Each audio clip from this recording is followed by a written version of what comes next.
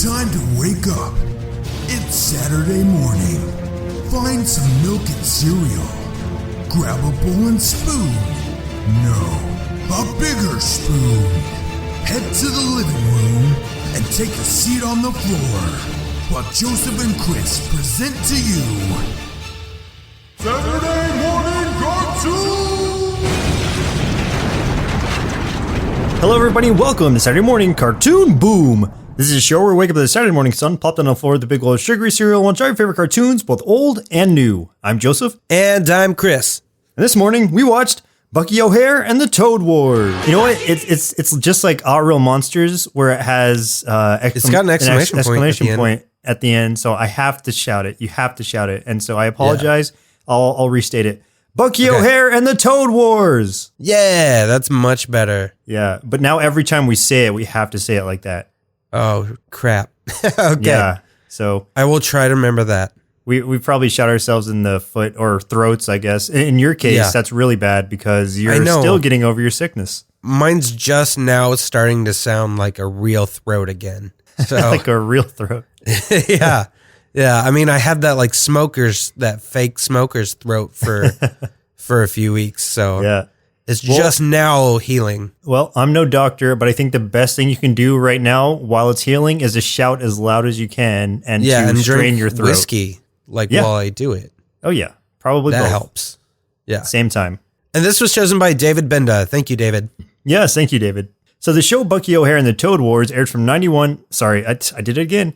So the show Bucky O'Hare and the Toad Wars aired from 91 and 92. It was created originally by Larry Hama as a comic book writer and Michael Golden as a comic book artist in 1978 and 1979. So this is based on the original comic book from the 70s, which is really cool. Didn't Larry Hama work on like a lot of G.I. Joe stuff? I can't say for sure, but I will trust you on that. Okay. Unless you're lying to me, and then I'll never trust you again. I might be. All right. We'll see. We'll see. So this is produced by Sunbow Productions, Marvel Productions, Abrams Gentile Entertainment, and Continuity Comics, and IDDH, and I don't know what that stands for. It's just IDDH. I don't think it's appropriate for the show. It could be something cool. Nope. Oh. So this only ran for one season, 13 episodes. In the US, it ran first-run syndication, and in the UK, it aired on BBC. For a short synopsis, Bucky and his crew must fight the evil toads who are bent on taking over the universe. You know, I feel like it's racist just to assume that it's all the toads. You know, except that it's all the toads. Yeah. But, I mean, still, what if there's one toad out there that isn't doing it, then that phrase would be racist. Well, then he's a rebel toad or a rogue toad. I think it still applies. I don't know. Toad. I don't know. Rogue toad. But that's hard to say. I guess really the only thing you can't do is put frogs in that category as well. Frogs are completely different. Oh my gosh. Yeah, it's true. They probably don't have as many warts. The toads like their warts. Like they were purposely trying to get more warts. Yeah, they had like a wart growth cream. Good. A frog would never do that. Frogs have smooth skin. Definitely not. No warts. Frogs are way too OCD for that.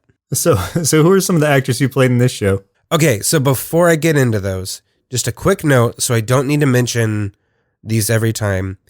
Pretty much the entire cast has worked together for a very long time on the following shows: 21 Jump Street, Camp Candy, Captain N the Game Master, G.I. Joe, Double Dragon, The Hurricanes, Pocket Dragon Adventures, The Adventures of Sonic the Hedgehog, RoboCop Alpha Commando, and Sabrina the Animated Series.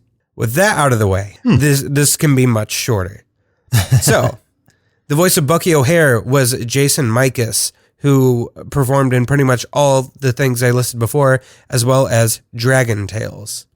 The voice of Willie DeWitt was Shane Mayer, mostly known for playing the son of Clint Eastwood's character in Unforgiven. I've not seen that movie, but they asked a question about it at trivia, and that made me real sad that I didn't know it. Oh. The voice of Deadeye Duck was Scott McNeil, one of my favorite voice actors of all time. We've seen him a couple times in some of the shows that we've done, but you may recognize his voice as Piccolo, Majin Buu, or Android 16 from the English dub of Dragon Ball Z. He was Duo Maxwell in Gundam Wing. He was Blanka in Street Fighter. He was Rat Trap, Dinobot, Waspinator, and Silverbolt in Beast Wars. He was Wolverine in X-Men Evolution.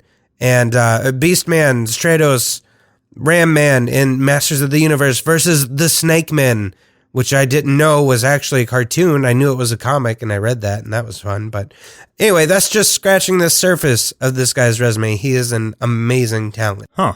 The voice of Pilot Jenny.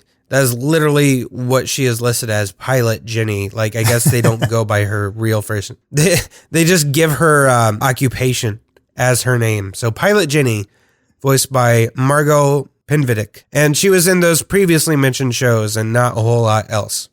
AFC Blinky was voiced by Samuel Vincent, who was the character of Dr. Cleese in the Lonesome Dove TV series. There was more than one, apparently. He was Sonic in Sonic Underground. He was Forge in X-Men Evolution. He was Double D from Ed, Edd and Eddy. He was Pidge in Voltron Force. Obi-Wan in Lego Star Wars. Again, like Scott McNeil, this is hardly a fraction of this guy's resume. It is crazy long for the guy that I've never really heard of before.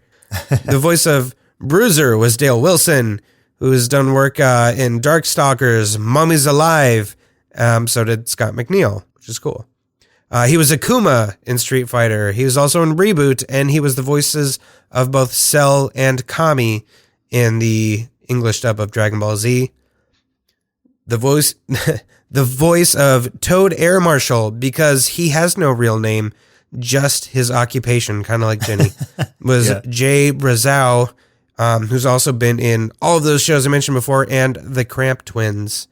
Then finally, our last one here, Complex, voiced by Long John Baldry, which we have heard his name before because he played Dr. Robotnik in The Adventures of Sonic the Hedgehog, which was one of the worst shows we've ever seen. He was also in Reboot. So, like, maybe he's better than that. I don't know.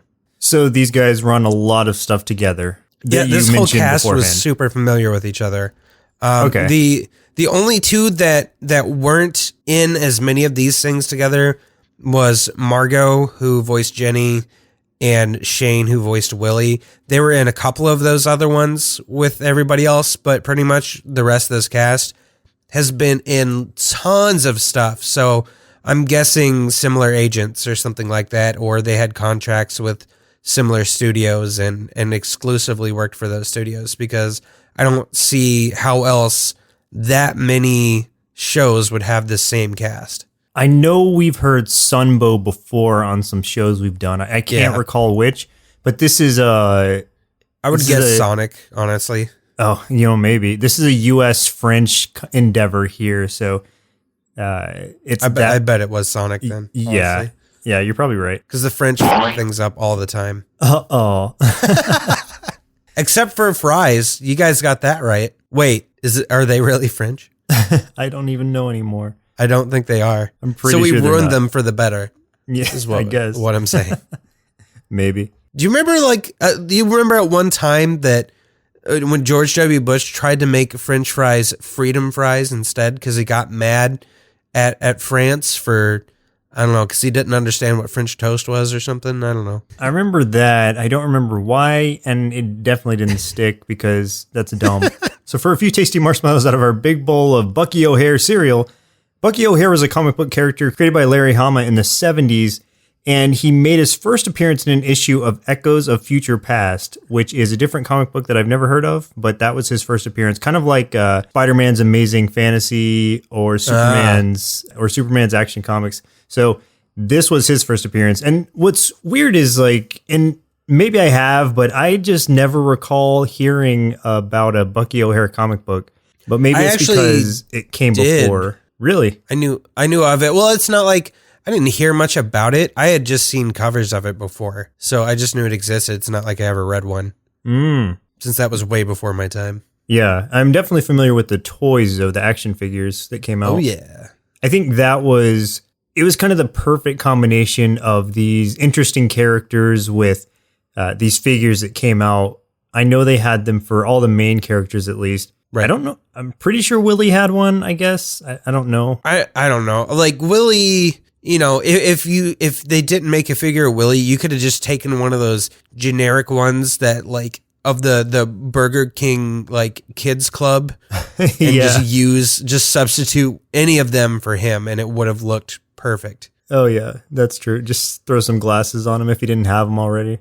Yeah, I'm pretty sure one of those characters looked exactly like Willie. Yeah, the BK kids. Ugh. Yeah. Also, Bucky and his crew are members of the Space Organization who fly the Righteous Indignation, and SPACE stands for Sentient Protoplasm Against Colonial Encroachment. Why they had to make an acronym out of space, I don't know.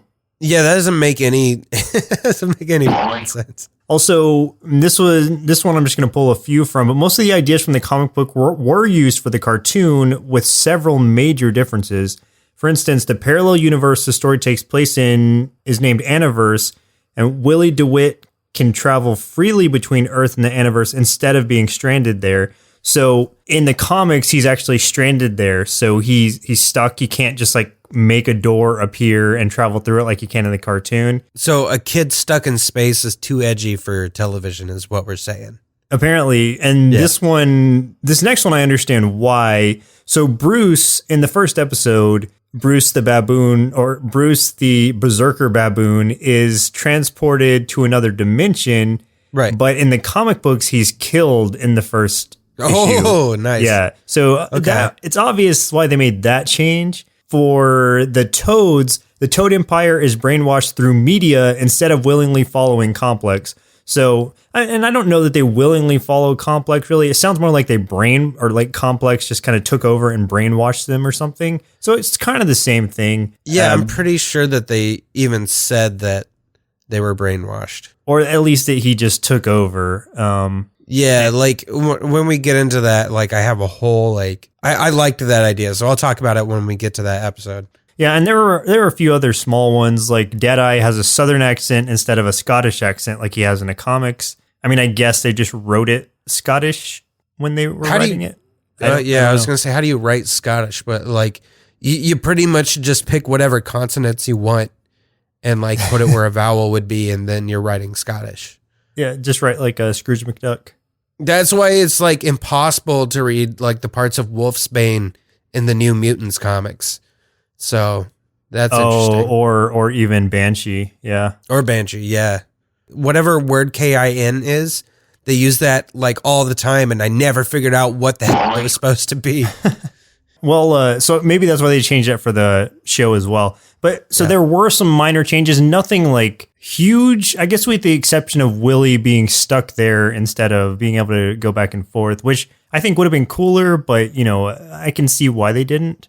Anyway, do you have any memories of this show? Like, did you watch this when we were younger? I know I saw it like once or twice. I was more familiar with the toys because my cousin had a bunch of them. I played with, I know he had Bucky, he had Deadeye. But I loved the design of Bucky, and I thought he was really cool, and I was just really into it. I thought it was awesome.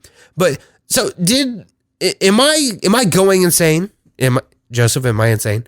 But did Bucky ever cross over with Battletoads at some point? Because if he didn't, like, what the hell, guys? You should cross this over because that would be crazy awesome. I don't think so, but maybe there was like a weird little mini comic or something, but I can't recall that. I know they crossed over with Double Dragon, but not really. Well, not Bucky. Battletoads did. Yeah. Well, they need to meet if that's never happened. You know what's crazy? Well, kind of cool, but also a little crazy is so there was such a huge, and I guess still is such a huge fan base for Bucky O'Hare that there's a website, I think it's buckyohare.org, that it specifically has, and this is only one season, it has 5 seasons of additional episodes scripted out, completely scripted out, not animated or anything, but completely scripted just the out. Script. Yeah, but they have like episode by episode scripts where it's like broken down where it's this character says this is what's happening here. Like such a devoted fan base that there are actual scripts following the storylines carrying up to season 5. There's that many?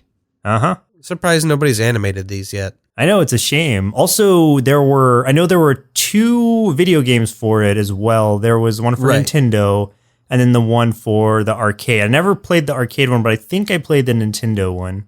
Could you imagine like a video game? It's like a fighting game between like Bucky O'Hare and the Battletoads, like Marvel versus Capcom style. I think it would just work better as like a side scroller, kind of like Battletoads still, but with Bucky O'Hare and his crew in it. Fine. But if they had to fight each other because Bucky's racist against Toads and like they fought each other, it would be better than Batman v Superman. Yeah, like, that's guaranteed. I wasn't even thinking about that when you were saying Battletoads, but yeah, now I see why that would be a huge deal. Yes. Huh. And all be manipulated by, I don't know, some fat guy. Yeah. Or Complex. Some fat guy, yeah. Some neckbeard behind a computer. Yeah. That's what I'm Complex talking about actually me. is. Talking about me, guys. What if Complex was just like the kind of a Wizard of Oz thing where it's just some fat dude behind a computer? Just like the guy in South Park where it's the World of Warcraft episode. Make Love Not Warcraft episode. Yeah, It's good. I like that idea. Yeah. It's just some guy on 4chan just manipulating everything. He's controlling the Toad Empire. That'd be hilarious. That was a screen name he came up with. He spelled complex wrong and became Complex. Regular Complex was taken, so he just figured he'd add a K to it. Right. It's awesome. I love this origin story. Yeah. So let's go ahead and jump into the episodes we watched for today's show. The very first episode, highest rated episode, and finally a random listener chosen episode. Order may vary depending on how these episodes fall chronologically, but of course we have to start with the very first episode, being War of the Warts, Season 1, Episode 1. And in this one, Bucky O'Hare and the Righteous Indignation crew learn that the Toad Empire has taken over his homeworld Warren and must travel there to investigate. Do you get it? Like, so War of the Warts, it's a play on War of the Worlds. Did you get that? I got it. Did you get it? I got it. Oh. Fine. Did you know, like, what's cool, and I was wondering if it carried on, but I didn't look into it. The second episode we watched and the episode directly following that are both play-ons of Clint Eastwood movies. I did not get that. I did not. Oh. Let's not talk about it. Okay. So what happens in this one? How does it start out? Well, like, we start out seeing that that toads... they fly around in spaceships that look like themselves, that look like toads. And I was just thinking about how weird is that? That'd be like us flying around jets that look like humans. You know how scary that would be? Like these giant humans just flying through the sky. That's really weird. Like gingerbread men living in gingerbread houses. It's like, are the houses made of flesh? Or are the gingerbread men made of house? It makes things a lot scarier when you think about it, you know? Yeah. Like how like the Ninja Turtles, you know, some of their gears like covered in turtle shells. I'm like, are they killing other turtles and using them as decorations? Like, what is happening here? This is really morbid. Yeah. I think we made it a lot more morbid, but I like it. I like this train of thought. I just want to see somebody like apply some of the ideas from 90s and 80s cartoons to real life and have a movie where people are flying around, you know, space cars and stuff, but they look like humans just with their arms outstretched, just flying through the sky. You know how Shredder always threatens to dine on turtle soup? Yes. I just want to see him like sitting down one day, actually just relaxing and eating turtle soup. Just actually doing it. Like taking the time to like fluff out his napkin over his lap and everything. And then he's disgusted by it. And he's like, ugh. And then the turtles are no longer his adversaries because he has no interest in tasting them. He's like, why did I think this was a good idea? Yeah. He'd probably get upset because like those spork prongs on his hands will keep knocking the bowl and keep spilling it. He wouldn't be able to get a good spoonful. What's even worse is like Bebop, like he's pure warthog. I'm sure he'd be great. Like he could make bacon out of him. Yeah, I would eat Bebop. I would eat Bebop. I like that. So another weird thing that I picked up on this is like, so you got like, I don't know, you got names like, you got like Dead-Eyed Duck, but then you got a character named Jenny and a character named Bruce. Yeah. Well, Bruce is a Beetlejuicean Berserker Baboon. Well, when you say it like that. And Jenny is Pilot Jenny the cat. Pilot Jenny. Yeah. And I didn't know she was a cat until someone straight up said, "Oh, she's a cat." Yeah. Because I don't know. You don't get a real cat feeling because of that like large pink headdress she has on. Yeah, is it a headdress or is that her hair? I was assuming a headdress. Maybe she just has a cool pink mohawk. I don't know. I assumed it was hair. It's this giant hair that goes up and then backwards and down behind her. Yeah. And I assumed at first glance, not paying a lot of attention, that she was another rabbit and those were her ears were pulled back and that she had pink ears. But turns out she's a cat who I guess maybe she cut the ears off a pink bunny and then wore them, because like just throw all the rules out the window. I mean, the toads are driving around toad things. It just doesn't make any sense. Toad are driving around in toad vehicles. Yeah. Right. And Deadeye has 4 arms for some reason. It's cool, but I don't get it. Let me tell you about the worst character in the show. And is it Willie? Yeah. I was hoping you'd agree. Oh, yeah. Okay. But and I only say that because like I understand why he's there to try to have kids be like, oh, that could be me. Like I could be part of the space crew or whatever, but they don't need that. Like it still would have been interesting. Like you don't need to put a little human kid in every single cartoon. Just let it be what it is. And it's like, I get that he came from the comics originally, but they could have taken some liberties there and cut Willie out entirely. Yeah, literally cut him. Yeah, just be like, just have his photon accelerator mess up, and he just gets like warped into something or mutated into some sort of animal. Yeah, and the weird part of this episode was like they kept cutting back and forth between what's going on with Bucky and his crew and what's going on with Willie just at home and at school without connecting the two till towards the end of the episode. And I'm like, I don't know what this is, but one thing that I did like with the Willie section was that at one point he gets threatened by some bullies at school. And then in another segment, he's like at home and he's asking his dad. His dad's like, well, you should always do the right thing because blah, blah, blah. Now, like, don't talk to me, son. I got to go take a sip of my old cough medicine and spank your mother. And it's just like not getting the hint that his kid's about to get his butt kicked. Yeah. So, okay, one thing I did really like about the human aspect of this was, so Willie is a nerdy kid, that's fine, but the way the bullies were threatening him, normally like cartoon bullies threaten nerds just because they're nerds and they have no reason for it. But in this case, it's like, I'm upset with you, not just because you're a nerd, but because basically the grades are being scaled off of Willie's scores. And so it's bringing everyone else, it's bringing the scale up and they're having to meet up with that. And so the bully even says that, and he's like, you need to fail this test so the rest of us can pass because what is it called when they grade like that? It's the curve. A curve, yeah, because like Willie's putting the curve way too high, and that's like, okay, like I get why this bully's upset because he's dumb and he's just not good at whatever subject this is, math and science, I guess, are Willie's things. And so Willie's making the curve way too high for the other kids. What's really funny, though, is that like Willie looks like he's maybe 10 or 11, and his bullies look like they're about 16. Oh, yeah. I was going to say like in their early 20s. I was going to say that maybe Willie is just really smart and is like in a higher grade, but we end up seeing a lot more of Willie's classmates later, and they're as short and like young looking as him. So I think it's just that group of 3 bullies are just so dumb that they've been held back by like 7 years. Yeah, so they're really upset with this curve. Like they need to pass. They're just like, I don't know what a curve is, so you need to knock it off.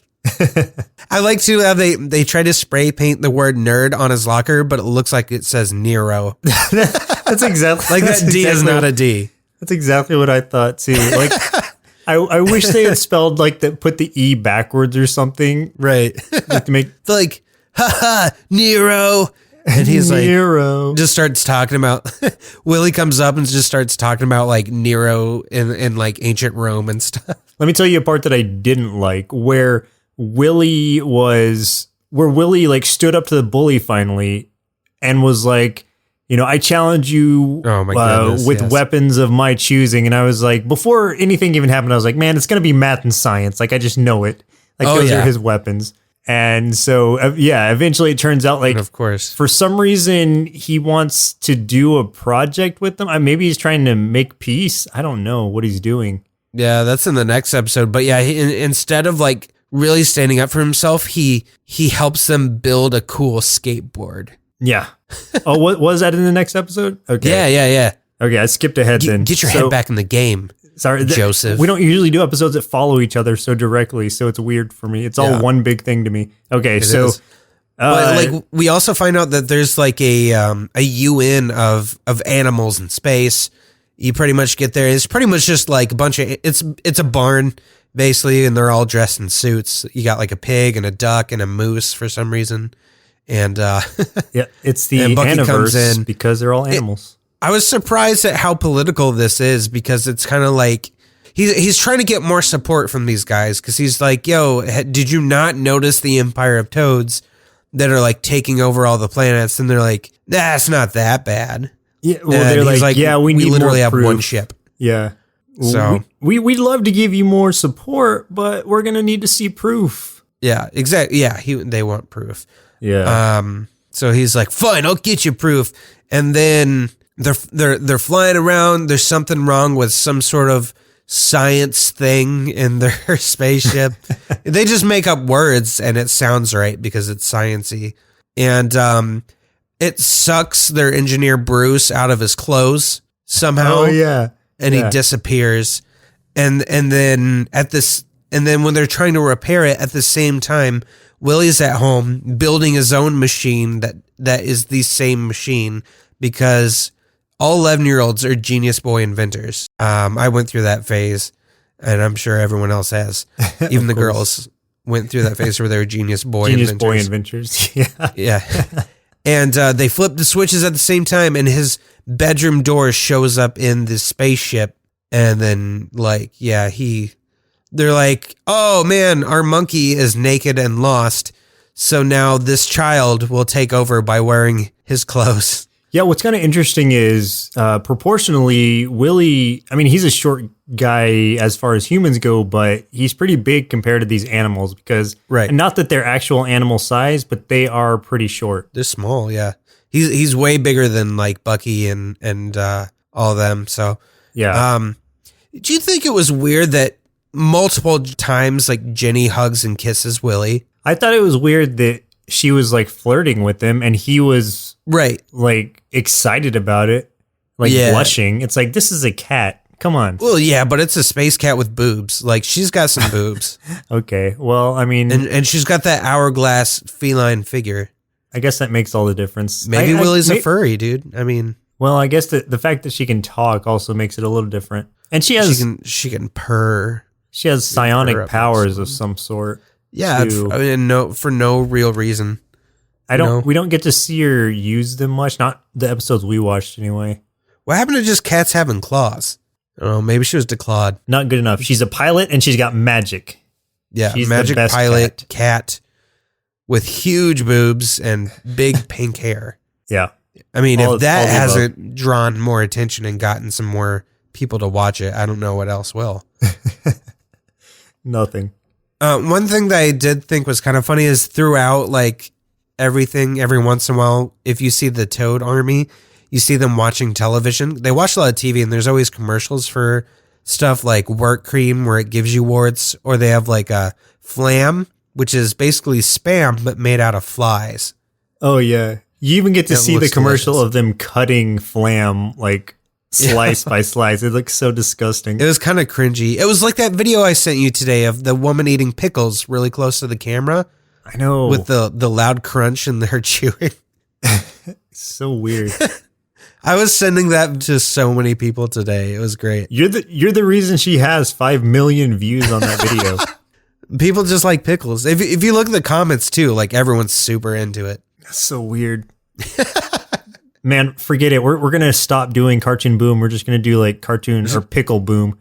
Yeah, let's just talk about pickles all day and eat pickles. Just eat pickles. That's why, like, I mean, Rick and Morty know. They're getting in on it. The whole Pickle Rick thing. They know what's going on. They know where all the views are. Pickles are just in right now. You're right. Listeners, let us know if you want to see us eat pickles. I'll tell you what, we need to do Rugrats soon because then we can go over the Pickles family. Oh, nice. Yeah. Okay. Put some good keywords in there. I like it. Get some Reptar bars. Oh, man, so good. We should probably move on to the second episode we watched for today's show, A Fistful of Simoleons, Season 1, Episode 2. And in this one, Willie joins Bucky's crew to Planet Warren, where they find information relating to the world's recent climate change. They really just don't know how to name characters or planets. I mean, they just named this magic cat, Jenny. And there's this a planet. They named this planet just Warren. I was trying to get like how that related to rabbits in any way. Doesn't. I guess it doesn't. It really doesn't. Their moon is called Steven. You didn't know. So Is it really? No, I don't know. Oh, okay. Just taking a guess. I would have totally believed it too, but that would have been funny. I mean, yeah, their naming game is on point. No. You know? This is our moon, Steven. During the solar eclipse, Carl comes by and blocks out Steven. Carl is our son. Yes. Okay, so gun. So let's see. At first, I thought this said a fistful of Simoleons, and I was like, that seems wrong. But it's not it's like, Simoleons. as if Toad hate Simoleons. wasn't racist enough. Yeah, no, Simoleons. Yeah. This picks up directly where the last episode left off, where Bucky and his crew were being shot by basically the full force of the Toad Armada. Led by the Air Marshal. Led by the Air Marshal, who has no name. And like it ends with them all firing at once, and it looks like they hit Bucky, but then when it comes into this episode, you see that Bucky and their crew, they just shoot back and repel the blast. It's like, how strong I didn't know you could do that. Are your cannons that they can repel every, like, I don't know, 20, 30 plus weapons, 30 plus shots. I don't know. But they that's repel what that. they've been training the police forces to do that's why they shoot so much, is they're trying to shoot other bullets out of the air. There you go. Just in case. Just shoot back and fire at the bullets. Yeah. Yeah. Makes That's what sense. it's doing. So it's a pretty complex but worthwhile venture to get into. So Complex See is what I someone did we there? see. I segued it for you. Yeah, I said see. complex. So Complex here is this giant metal, not even metal, like he's a giant like Toad program that the Toads created because they're lazy and they wanted an AI to do all their work for them. He's the internet, basically. Yeah, exactly. Complex is the internet before the internet existed. Well, and I thought it was cool because this is what I like about this. So the story of Complex is basically like if we had created the internet and the internet itself became collectively sentient. Like, I'm not talking about the 4chan people or Anonymous or those. I mean, the internet itself, the program, like becoming sentient and then starting to control everything that happens in our society. That's what Complex is. And I'm like, that is a cool fucking idea. Like, that's awesome. But they made him look like a toad. Yeah, he's like a weird kind of metal looking toad, almost like a... That pops out of TV screens. Yeah, or like old Star Fox graphics, like Star Fox. Oh versus yeah, Nintendo. he does. He kind of looks like the old Andros kind of thing. Yeah, and but he's the emperor to well, I mean, Air Commander wouldn't be Darth Vader; he would be an underling. But Darth Vader would be Toadborg, who we see Toadborg. Yeah, at the end of this episode. Toadborg's pretty, I don't know, dumb. So Complex is leading is in charge of the whole Toad civilization now and has brainwashed the Toads and turned them, like educated them to become an army for his bidding. And he has armed them and had them create weapons and technology and spaceships so that they could go basically take over other planets for their resources or just destroy it for fun, which is basically what they did for Warren. They stole all the hares, which is the civilization that it's the race that Bucky is. He's a hare. They kidnap all the hares. They destroy the planet and they fart all over it because it's literally just like Bucky and them land there because they intercepted a shuttle carrying hostages from the planet Warren and finds out that the Toads had invaded Warren. So he goes there to see, if there's anything he can do to help. It's too late. And it's just like, they're like, wow, there's so many flies. And they're looking at the air quality and they're like, oh, it's just, there's high levels of methane. And that's farts. The atmosphere is nothing but farts because that's all the Toads did when they got there. They just all came and collectively farted. Could you imagine like how many farts it would take to change the atmosphere of an entire planet? Good God. Into a swamp-like atmosphere. There would just have to be sprinklers of diarrhea covering this planet to make this happen. And now I know what I'm going to do for my next science project. So in this one, Complex tells the air marshal that he needs to destroy Genus, and that's like the planet where where the whole animal UN is based.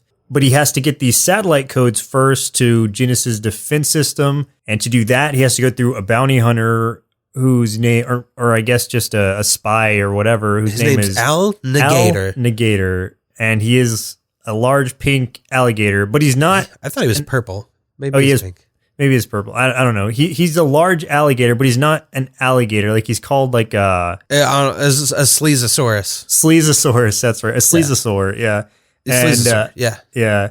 I And liked so him. I thought he was cool. He was pretty cool. Like his whole thing. I mean, he even had like a weapon or like a gadgets dude that he went to.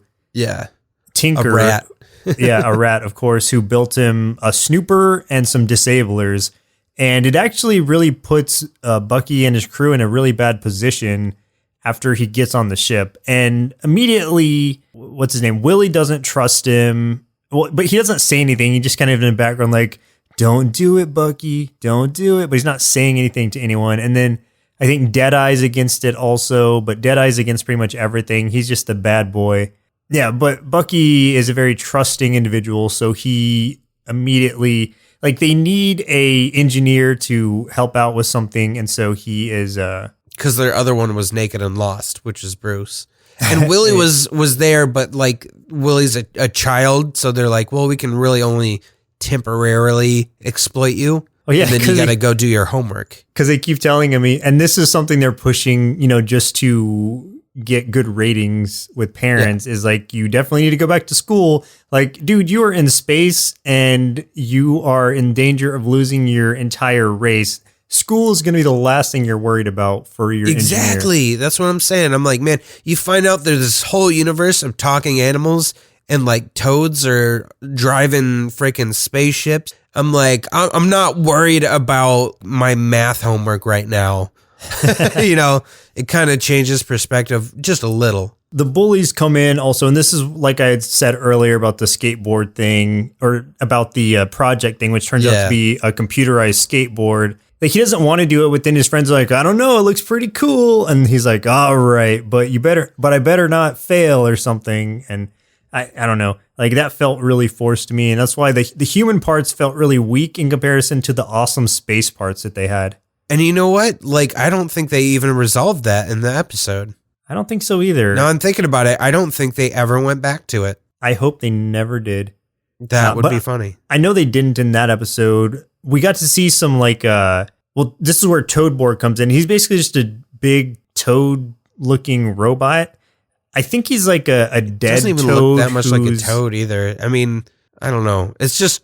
It's a some sort of mech, and I don't know if it's a suit or if it's a robot. I don't know. I think it's like a dead toad whose sentience was put inside of a robot. Well, that's weird. Yeah, that's why he's Toadborg. I mean, I used to put dead toads in like people's shoes. Never thought to put it in a robot. So this is who Complex puts in charge of the invasion of Genus. And because Complex has lost confidence in the air marshal for obvious reasons, like he's incompetent and stupid. Oh, they keep saying that they need to croak some toads. Like instead of killing toads, it's croak toads. And then for the toads, it's like we need to like mash some mammals, I think it is. Ew. Yeah. That sounds a lot grosser than croaking a toad. Croaking a toad. Because toads croak by themselves. They make the croaking noises. Mm-hmm. Mammals don't mash themselves. That's what cars do. I don't know. We also get introduced to the missing ape, Bruce. We get introduced to his brother, Bruiser. Oh, yeah. Who he comes to Bucky angry and mourning because he's been told that, Bruce is gone and missing and he wants to help find him and stuff. I guess he just kind of gets hired on as like muscle, Yeah. Yeah, because he's like a space marine. So there's Bruiser. Well, the next episode is very much about Bruiser, so we'll get there. Yeah, this episode though kind of wraps up after Toadborg is introduced and Bucky is going to have to fight Toadborg. Well, the Alligator, like he succeeds with his mission of getting the satellite controls and also sabotaging Bucky's ship, and things are looking really grim. And then what's interesting is at the end of each episode, they have previews for the next episode, but a lot of times it gives too much away. Right. So it's like it kind of takes away from the suspense at the end of this episode. It literally spoils the next whole episode. It's like, find out what happens on the next episode when Bucky defeats this person and everything is saved. On the next Bucky O'Hare and the Toad Wars. Exactly. Yeah. The previews at the end were bothering me just because they were giving too much away and gave you no room for suspense from those sometimes dramatic endings that the episodes had. Exactly. But the third episode we watched for today's show was chosen by me because I liked the name of it. It was Bye Bye Berserker Baboon. And this is before I knew anything about who the baboons were or anything. This was season 1, episode 12. And on this one, the Toads invade the homeworld of Bruiser and his fellow Beetlejuicean baboons using special goggles to prevent their fear of their most terrifying foes. And yeah, that's pretty much what it is. Also, we see, and this is something that we saw Bruce do as well. Bruce and Bruiser both, and maybe it's just like an ape thing, but when they charge into battle, they say like, Ayuga, or something. I think it's supposed like to be that. Awuga. But it's not a Yuga. What the hell is a Yuga? No, that. I'm serious. That's what it says, though. Oh, that's weird. Yeah. It sounds like Awuga, like Awuga. I don't know. I don't sound like it. I'm not gonna say that. That's what I would have. That's what I would have thought it was. But the more I heard it, the more it sounded like a yuga. That's stupid. So we'll see. Yeah.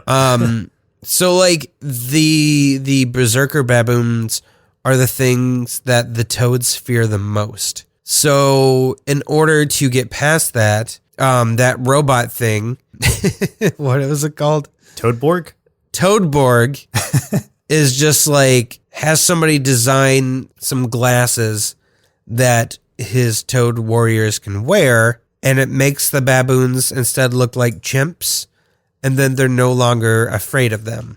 Yeah, and what I thought was interesting about that was what Toadborg was saying was that the reason that they feared them was based on their innate response to seeing them more than it was their size or their strength or anything. It was just their appearance. Yeah. Which in part was their size also, but their appearance is what was scaring them and forcing them to go, basically to become almost useless in battle. So with these goggles on, seeing them as chimps instead, their bravery remained and they were able to actually get a lot done with those goggles. Side note, did you catch the mistake in the voice acting here?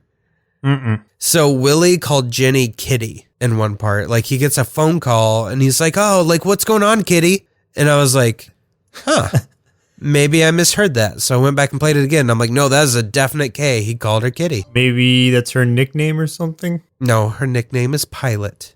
Oh, that's right. So maybe that's his like pet name for her. Yeah. Because knows those what their two have like relationship is some like. sort of love thing going on, or maybe he is taking her on as a pet because she is a cat. True. But I wonder if she travels back to the human world, if she becomes like a cat. Could you imagine? Oh my gosh. Could you imagine this cat woman walking upright, looking the way she does. And she's just like, can I have a saucer of milk? And you're just like, I'd be real disturbed. Whole or skim? What do cat women like? I have a 1%. We do see Willie actually flirting with some, not even flirting, like he's talking to a couple girls. One of them is TJ, who is just trying to use him for his homework just to take advantage of him, but he has a crush on her and he literally says that he thinks he likes, or that she likes him. Yes. And because he's an idiot. And he has this other girlfriend who's got a very Bostonian accent, I guess. And she does. Good God. Yeah, it's really hardcore. I don't even know her name. Like, they never say it in the episode, I don't think. I don't know. I was trying to answer while I was thinking at the same time and realized I did not know. So no, I don't think they say it. But she's very she gets upset with Willie because he's so stupid. Yeah. So I mean, as we all do. So I'm completely with her. You know what though? Like, Willie getting all this attention from the girls. He's got 2 human girls. He's got a cat girl. Like, Willie starts manning up in this episode. So like Bruiser is getting some sort of award on his home planet. So they all go. Willie goes too. And he gets his little award, and somebody's like, "Hey, Bruiser, you're so good at being an ape man. Could you train these new cadets?" So he's like, "Yeah." So they go in this little cabin. There's like 4 cadets he's got to train. He brings Willie. And he's trying to teach them the awooga thing, and he does it for them. And then like they do it, and they're just like, "Awooga." And he's like, "No, even Willie can do it better than you." And he's like, "Willie, show him." And Willie does the exact scream in Bruiser's voice. Yeah. And I was looks like, really what? weird. It looks really weird coming out of his mouth like that. It's hilarious. And his mouth gets all big and stuff. It was strange. Yeah. But it was around this time that the toads show up with those glasses on. And this was weird to me because apparently the Berserker baboons are not that strong. Without the intimidation factor, the toads aren't scared anymore. They overcome the baboons in seconds. Like, it's no contest. And I'm like, man, I guess they aren't even that strong. With some basic nets, like not even they just like capture them in nets. It takes like 2 toads to just throw a net on them and just drag them. They're like, no. But this is where I was like, man, Willie's becoming a badass. Because when Willie sees them all getting, caught in the nets, Willie runs up and just punches a dude in the face. Knocks him right out.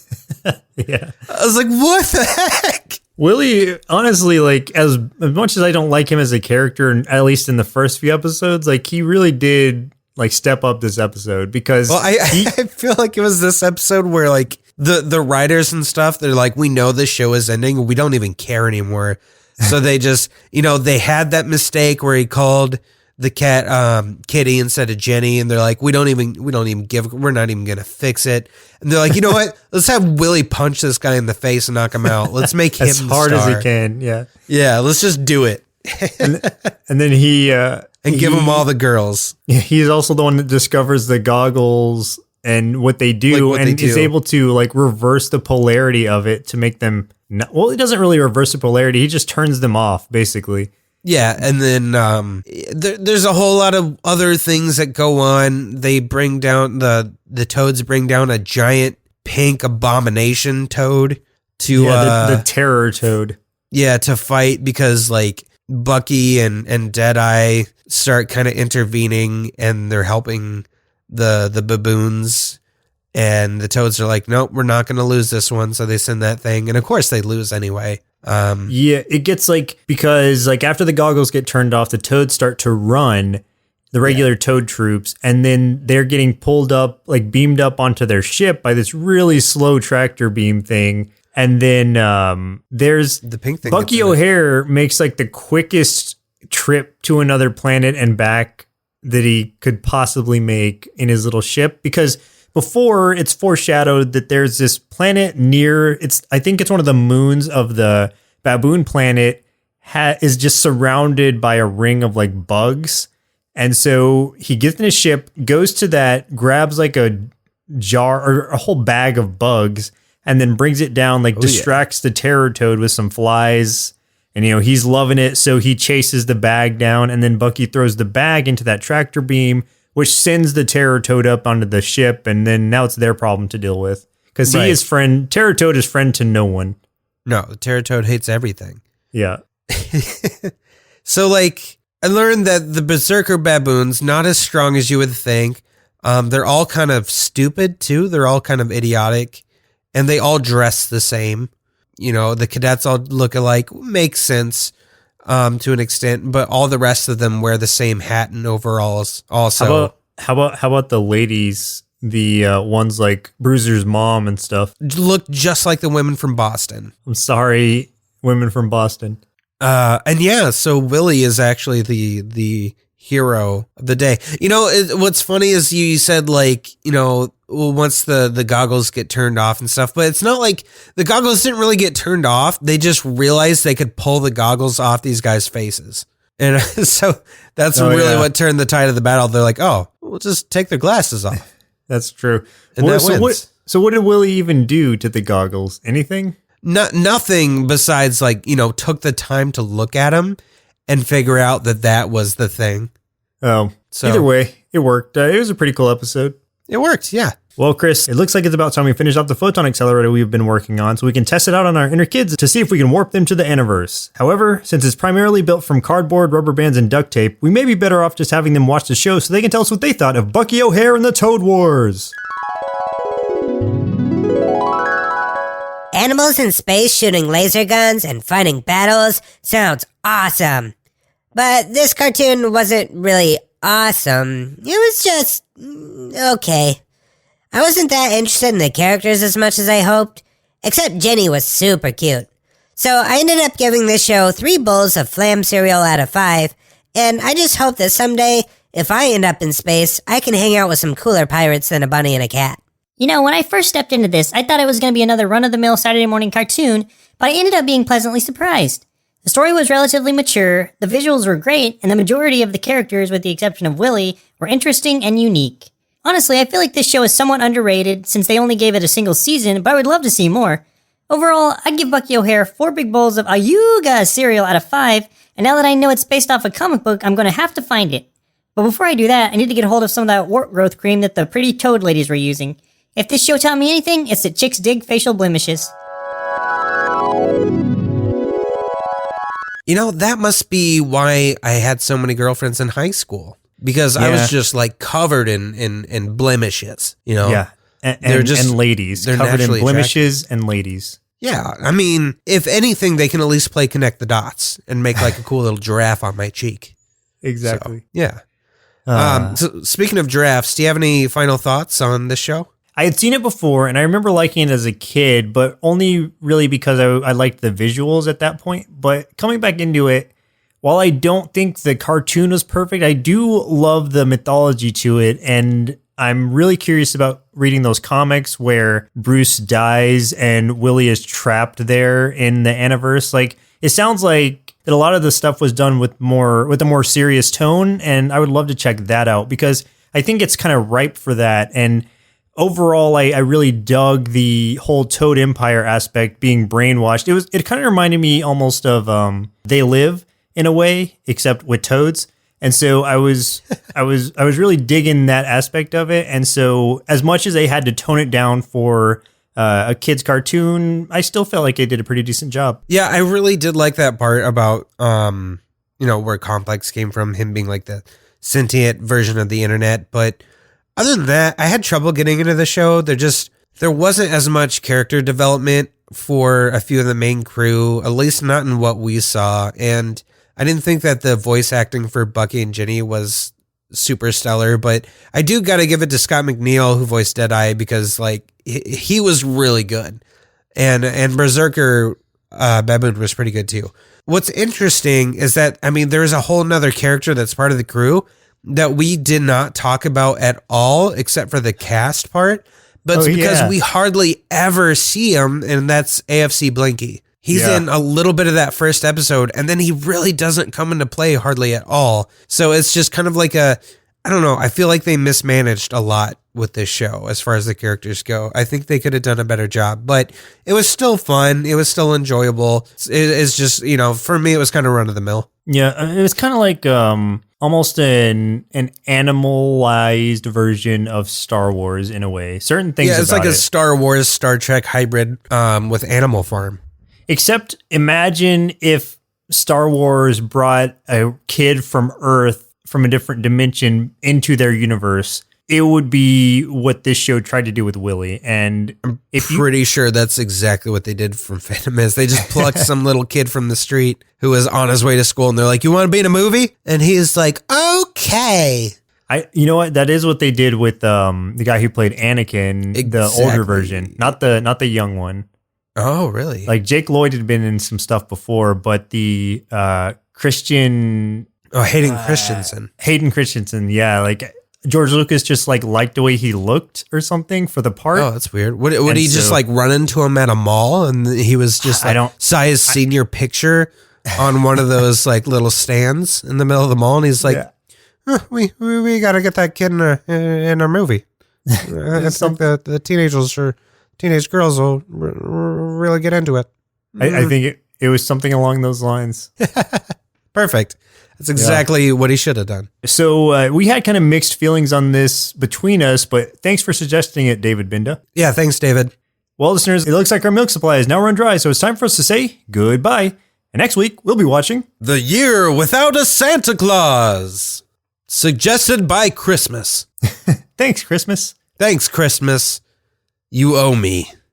You owe me. A Nintendo Switch. Just want to clarify, Switch. Christmas owes me a Nintendo Switch. Yeah, Christmas. Better get on it.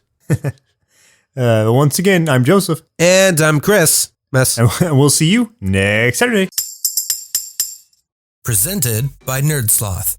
A place for lazy nerds. If you like what you heard, consider donating at patreon.com/nerdsloth so we can continue bringing you quality shows. Be sure to also leave us a review and share your favorite episodes and clips on social media. If you're looking for more content, visit us at nerdsloth.com.